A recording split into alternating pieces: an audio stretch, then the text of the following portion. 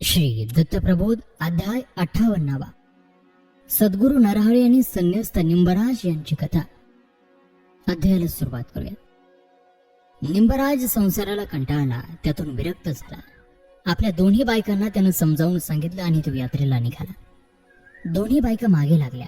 आम्ही पण येतो तुमच्या बरोबर, आम्हाला टाकून जाऊ नका.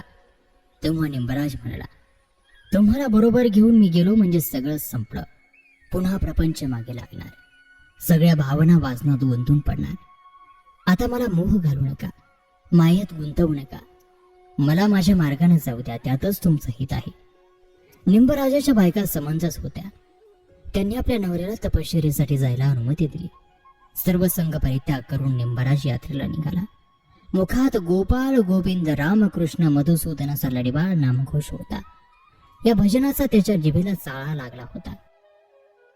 मार्गात जे जे भेटतील त्यांच्या मदतीला धावणं, परोपकारी वृत्तीने वागणं, त्यांच्या अडचणी सोडवणं, कधीही कुणाला एका शब्दानं देखील न दुखवणं, अशा रीतीनं तो वागत होता.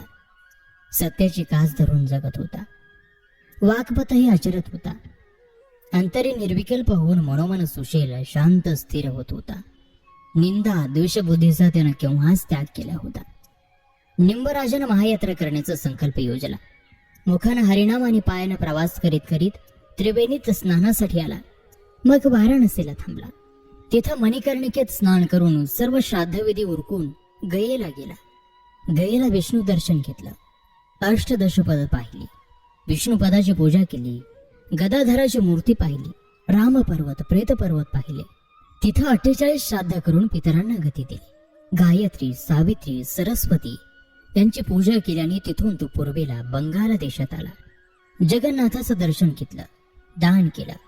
गौड बंगाल देशात कामाक्षी देवचं देऊळ पाहिलं. गंडकेश्वरीला जाऊन शालिग्राम तीर्थ पाहिलं.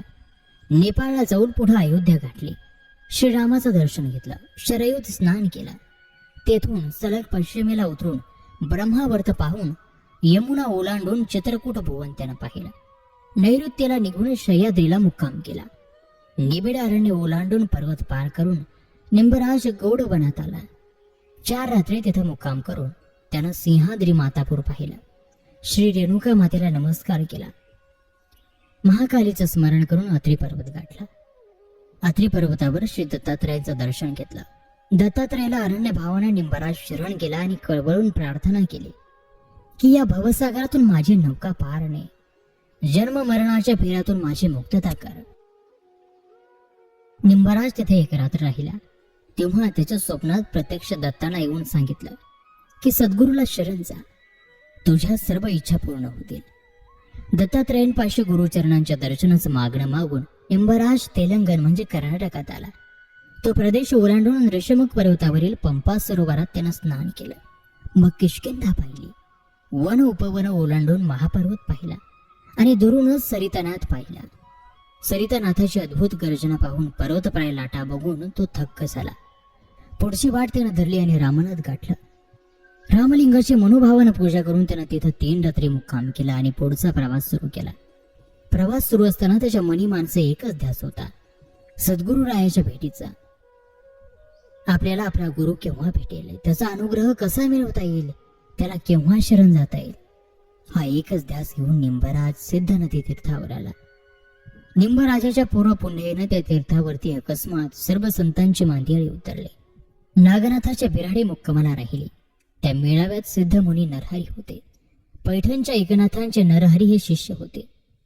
एकनाथांनी त्यांच्यावर अनुग्रह केला होता. सर्व जनांसमवेत नरहरी श्री विष्णूंची यथासांग पूजा करायला प्रारंभ केला. तेव्हा निंबराजही त्यात सामील झाले. व्यवस्थित पूजा आटोपल्यानंतर सगळे शिष्य नरहरीच्या पाया पडले. निंबराजही अतिव श्रद्धेने त्यांच्या पाया पडला. तेव्हा निंबराजांना पाहून नरहरी म्हणाले, हा गृहस्थ अत्यंत भाविक आणि श्रद्धाळू दिसतो.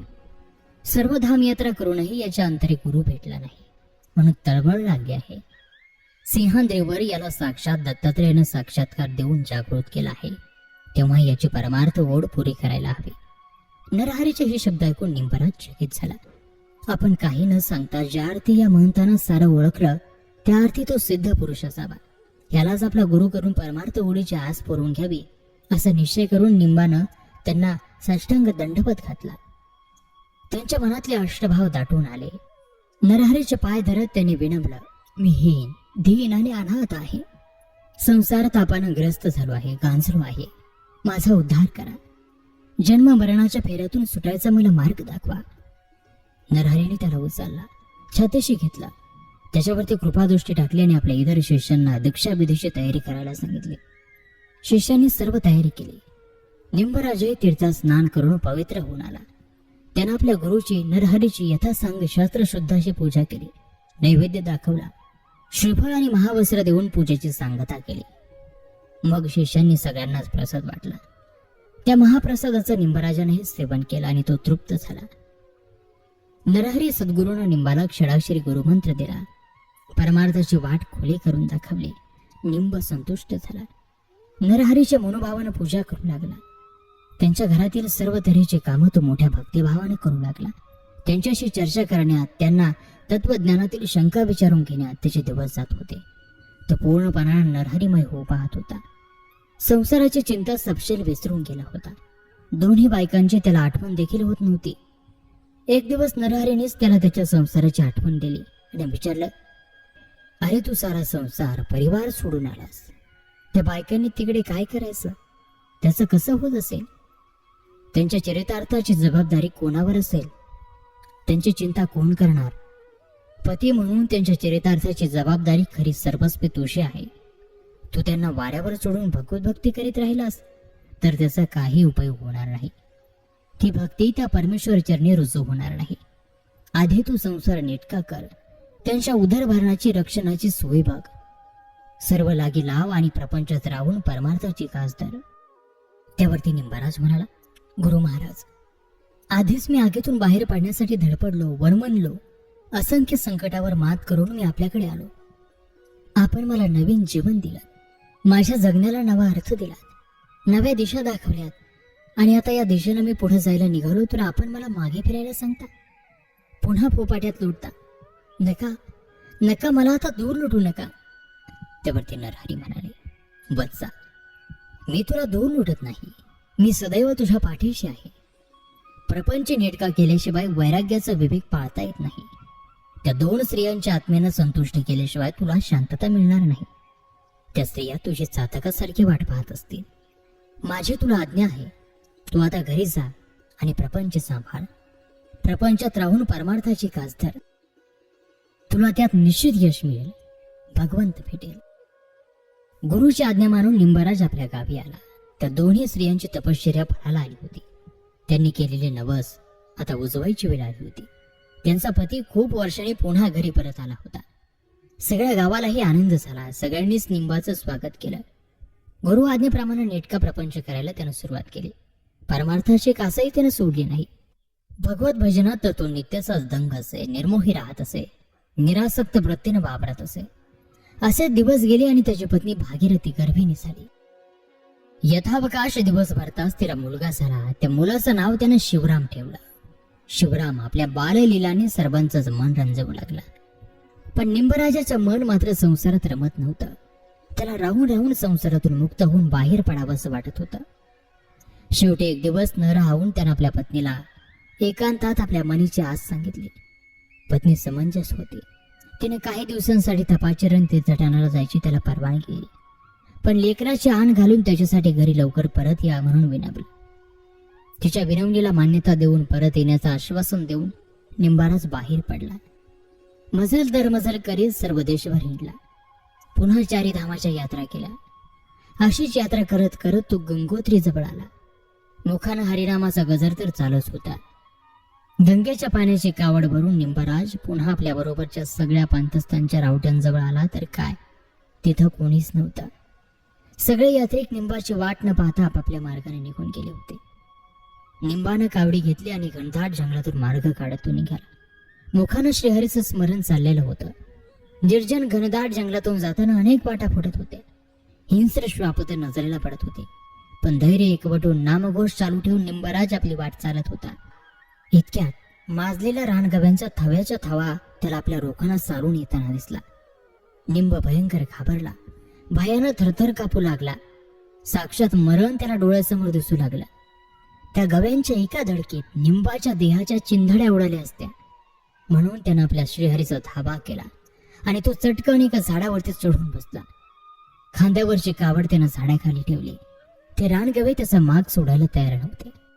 झाडाच्या रोखांना येत त्याने धडका द्यायला सुरुवात केली.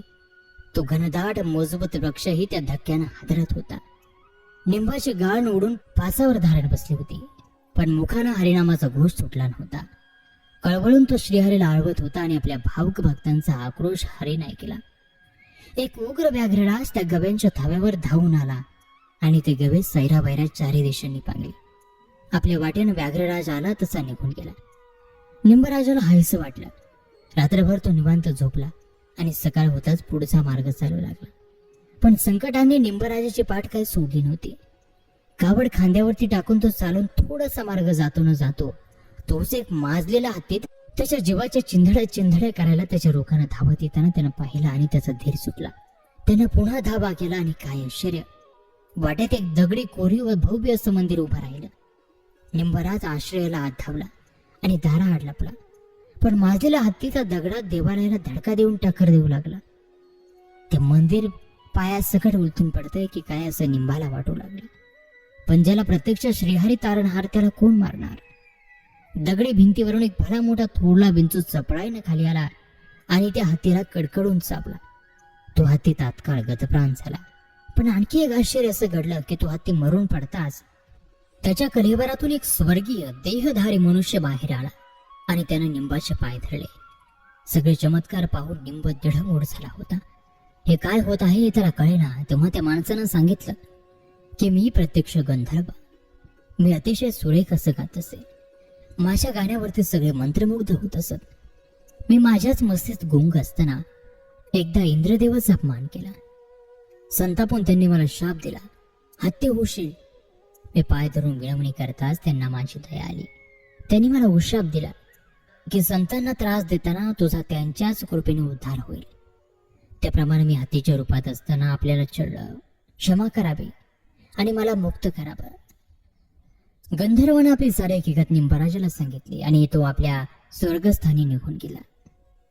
आणि श्रोतहो, याचबरोबर दत्तप्रबोध ग्रंथातील हा 58वा अध्याय या ठिकाणी समाप्त होत आहे. पुढील 59व्या अध्यायात निंबराजाच्या संसाराची कथा आपण पाहणार आहोत.